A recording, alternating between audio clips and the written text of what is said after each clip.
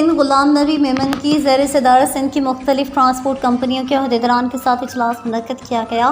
ہمارے chief reporter Karachi Javed Mahmood Arain کی report کے مطابق سینٹرل پولیس آفس کراچی میں منعقدہ اجلاس میں additional I G Karachi, D I Gs Sindh police high patrol establishment headquarters, divisional zonal D I Gs کے علاوہ ملک شیر خان صدر کراچی گڈز ایسوسی ایشن، ملک ٹرانسپورٹر شہزاد اوان، یاسین خان نیازی یونائیٹڈ گڈز ٹرانسپورٹ ایسوسی ایشن، امداد نقوی کراچی گڈز کیریئر ایسوسی ایشن، ملک شبر، غلام محمد آفریدی، نثار جعفری، پاکستان گڈز رانا، عاصم شکور فلیٹ آپریٹر ایسوسی ایشن پاکستان نے شرکت کی۔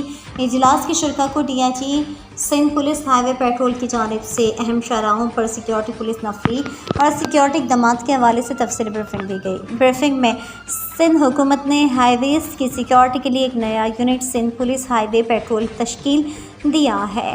سندھ کے 42 ٹول پلازا اور 13 ہائی ویز پر 88 پولیس بیٹ اور 90 گاڑیاں تعینات کی ہیں۔ Sindh police highway petrol رات دن سڑکوں پر موجود ہے۔ جلد ایک کنٹرول سینٹرل اور ایک یونیورسل ہیلپ لائن نمبر کا آغاز بھی کر دیا جائے گا۔ ٹرانسپورٹرز کا کہنا ہے کہ احتجاج، سڑک بلاک اور مظاہروں کے دوران پولیس کے تعاون اور مدد کے شکر گزار ہیں۔